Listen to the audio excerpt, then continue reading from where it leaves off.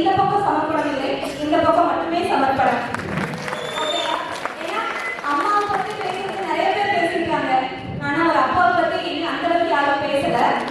இங்க இருந்து நான் பேச போறது எங்க அப்பாவையும் பேசுவாங்க. ஓகேவா? தெய்வங்கள் எல்லாம் தோற்றை போகும், அடுத்ததான் தந்தை அன்பின் முன்னே. இப்ப பாத்தீங்கன்னா குடும்பம், ஃபர்ஸ்ட் குடும்பம் எப்படி இருக்கணும்னா, இப்ப இருக்கிற எல்லாமே யங்ஸ்டர்ஸ். எந்த வீட்டில் ஓர் ஆணை அடக்கி ஒரு பெண் ஜெயிக்கிறாரோ அங்கே ஒரு அடங்காப்பிடாய் ஜெயிக்கிறார் என்று பொருள். அதே இடத்துல ஒரு பெண்ணை அடக்கி ஒரு ஆண் ஜெயிக்கிறான் என்றால் அங்கு ஒரு மிருகம் ஜெயிக்கிறது என்று பொருள். அப்ப எப்படி இருக்கணும்? ரெண்டு பேரும் விட்டு கொடுத்து வாழ்றதுதான் குடும்பம். எல்லா உறவுகளும் கண்ணாடி போடத்தான், உடையாதவரை ஒரு முகம், அதுவே உடைந்து விட்டால் பலமுகம். ஸோ குடும்பம் அப்படிங்கிறது ஒரு அழகான கோயில். ஒரு தாய் அப்படிங்கிறவங்க எப்படி இருப்பாங்க அப்படின்னா, அந்த குழந்தைக்கு பசிச்சதுன்னா அம்மா பால் ஊட்டுவாங்க. ஆனா அந்த குழந்தைக்கு பசிக்குதா இல்லையான்னு தெரியாம கூட அந்த குழந்தைக்காக ஓடிட்டு இருக்கிறவங்க யார்? ஒரு தந்தை மட்டுமே. நம் பசி எடுத்தே பசியாற்றுபவர் தாய், தன் பசியை மறந்து பாலூட்டுபவர் தான் தந்தை. பேசும் வார்த்தையை விட பேசாத மௌனத்திற்கே அதிகம் அர்த்தம் உண்டு.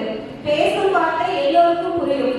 இது காதுக்கும் எடுத்துக்கலாம், அன்புக்கும் எடுத்துக்கலாம். அம்மா வந்து ஒவ்வொரு வார்த்தையும் பேசி பேசி தன் குழந்தையோட பேச்சு நடக்கும். ஆனா அப்பாவோட மௌனம் மட்டும்தான் அங்க ஜெயிக்கும்.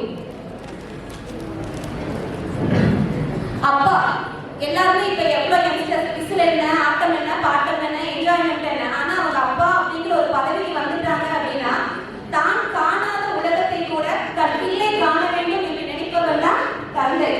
10 திங்கள் தாய்ப்பட்ட வேதனையை தாய்க்கும் பிள்ளைக்குமாய் ஆயுள் வரை சுமக்கும் உறவு தந்தை. மனைவி கருவில் சுமக்காத முதல் குழந்தை தான் கணவன், கணவன் பெற்றெடுக்காத இரண்டாவது தாய்தான் மனைவி. அதே மாதிரி அப்பாவின் அறிவுரைகள் அர்த்தமற்றது என்பது இளமை திமிர். இப்ப தெரியும் நம்மளுக்கு, அப்பா சும்மா அட்வைஸ் பண்ணியே சாவடிக்கிறார். அதுவே சரியா இருக்குமோ அப்படின்னு நம்ம நினைக்கக்கூடிய வயசு நம்மளோட இந்த 40, 35 ஏஜ். அதுவே கரெக்டா இருக்கு அப்படின்னு நினைக்கும் போது நமக்கு வயசா இருக்கும். அதுக்கப்புறம் நம்ம அப்பாவை தேடும் போது அப்பா நம்ம கூட இருப்பாரா? கண்டிப்பா இருக்க மாட்டார். ஸோ இருக்கிற ஒவ்வொரு ஸ்டேஜிலும் நம்ம அப்பாவை என்ன பண்ணணும்னா மதிக்கணும். தாயோட அன்பு வந்து ஒரு கடல் அலை மாதிரி எப்பவும் நமக்கு வெளிப்படையா தெரியும். ஆனா ஒரு தந்தையோட அன்பு வந்து நடுக்கடல் வந்து எப்பவும் அமைதியா தான் இருக்கும். ஆனா அன்பு வந்து ஆழமா இருக்கும். வெளிக்காட்ட தெரியாதது அன்பு இல்லைன்னு கிடையாது. தனக்கு என்ன கிடைக்கனாலும் தன் குழந்தைக்கு கொடுக்கணும் அப்படின்னு நினைக்கிற ஒரே ஜீவன் வந்து தந்தை மட்டுமே. தன் வறுமை தெரிந்தும் தன் முதல் குழந்தையின் தனிமை தெரியாமல் இருக்க இரண்டாவது குழந்தை. இது மட்டும் நோட்டீஸ் பண்ணுங்க லாஸ்டா.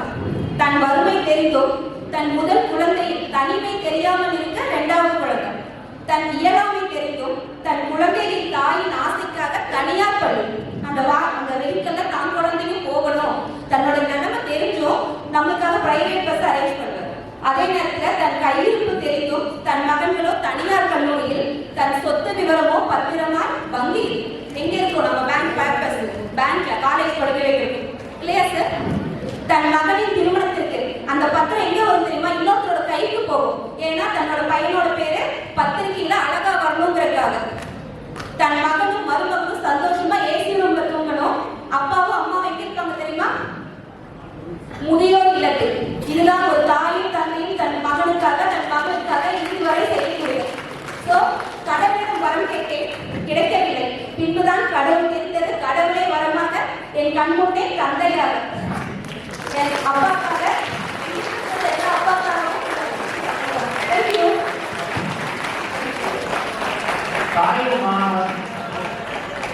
தாயுமானவன் தந்தை. அத தாயுமானவராக இருக்கிற தந்தையை பற்றி ஒரு தாயாக வந்து இங்கே அவர் இருக்கிற அனைத்து ஆசிரியர்கள் தன்னுடைய தந்தையாக வைத்துக் கொண்டு அற்புதமாக பாடினால் அவருக்கு அதுக்கான